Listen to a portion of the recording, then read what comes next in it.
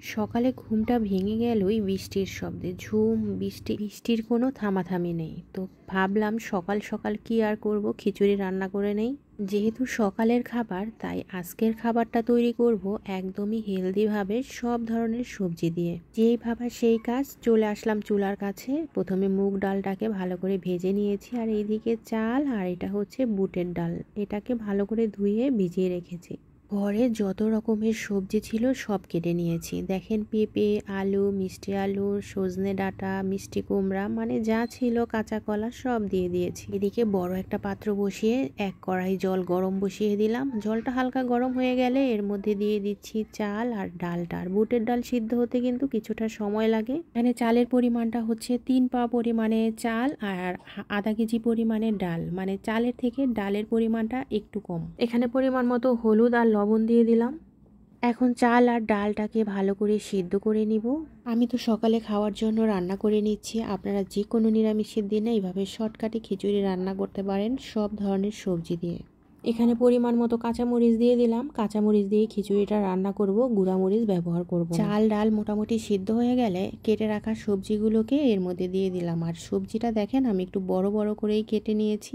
আর এই খিচুড়ির মধ্যে বড় বড় সবজি দিলেই ভালো হয়, মোটামুটি গলেও যায় না আর খেতেও ভালো লাগে। দেখেন আমার পাত্রটা হয়ে গিয়েছে ছোট, এখন একদম ভরে গিয়েছে, তাই কিছুটা পরিমাণ জল উঠিয়ে রাখলাম। আর জল উঠিয়ে এরপরে বাকি সবজিটাকে দিয়ে দিলাম। যখন জলের প্রয়োজন পড়বে তখন যে উঠানো জলটাই এর মধ্যে ব্যবহার করব।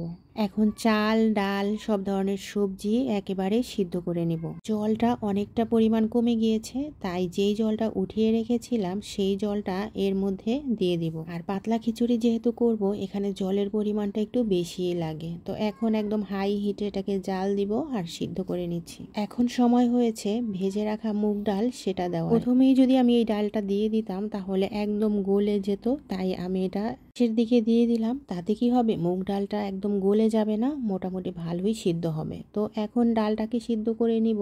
দেখেন পুরো পাতিল ভরে গিয়েছে, আর চাল ডাল সবজি সব সিদ্ধ হয়ে গেছে। এখন পাতিলটা ধরে নামিয়ে ফেললাম। এখন হচ্ছে খিচুড়ি রান্নার মূল কাজ।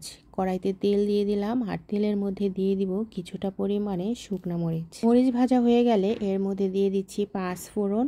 এখন শুকনা মরিচ 5 ফোড়ন এটাকে ভালো করে তেলের মধ্যে ভেজে নিব। আর এটা ভাজা হয়ে গেলে এর মধ্যে দিয়ে দিব কিছুটা পরিমাণে হচ্ছে আদাটাকেও তেলের মধ্যে ভেজে নিচ্ছি। আর আদা ভাজা হয়ে গেলে এর মধ্যে কিছুটা জিরা বাটা দিয়ে দিলাম, আর সাথে দিয়ে দিব হচ্ছে কিছুটা পরিমাণে নারকেল। সবগুলো উপকরণ ভালোভাবে তেলের মধ্যে ভেজে নিচ্ছি। আর খেয়াল রাখতে হবে যাতে পুড়ে না যায়, মশলা পুড়ে গেলে কিন্তু সব শেষ, একদম তিতা তিতা লাগবে। তো ভাজা হয়ে গেছে মোটামুটি। এখন খিচুড়ির পাতিল থেকে 1 প্লেট খিচুড়ি উঠিয়ে এর মধ্যে দিয়ে দিলাম। এখন ফোড়নটা ভালো করে খিচুড়ির সাথে মিশিয়ে নিচ্ছি, আর এটাকেই হচ্ছে খিচুড়ির পাতিলের মধ্যে ঢেলে দিব। পুরো পাতিলের খিচুড়ির সাথে এই ফোড়নটাকে ভালো করে মিশিয়ে 5-6 মিনিটের মতো চুলায় জাল দিব।